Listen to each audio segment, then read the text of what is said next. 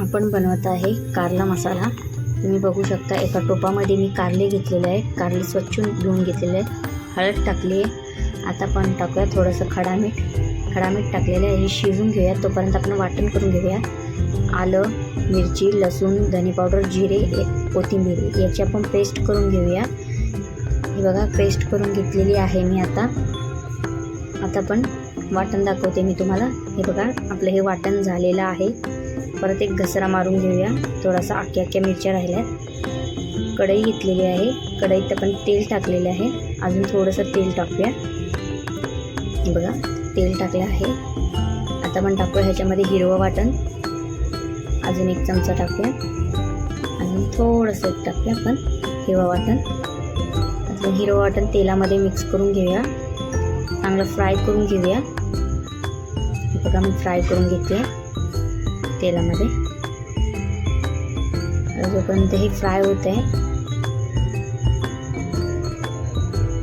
थोडंसं फ्राय करून घेते। ते फ्राय होत आहे। आपण आता तुम्हाला मी मसाले दाखवते। मसाले मी काय घेतले दाखवते। लाल मिरची पावडर, धने पावडर, गरम मसाला, हळद आणि मीठ हे पण सगळं टाकून घेऊ याच्यामध्येच। हे टाकलेलं आहे।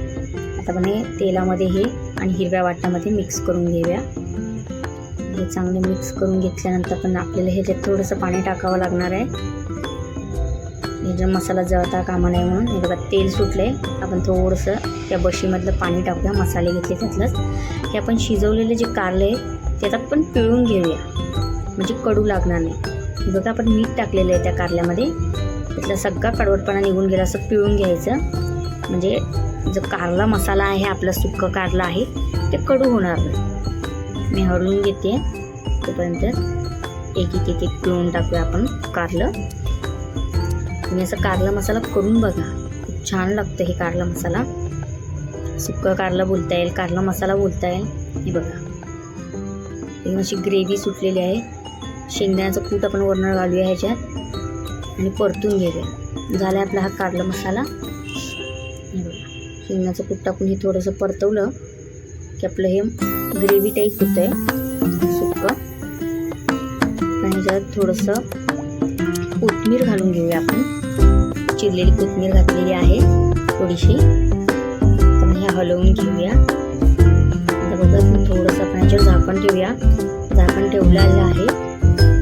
काढल्यानंतर ना आपला कारला मसाला तयार झाला। आवडला असेल तर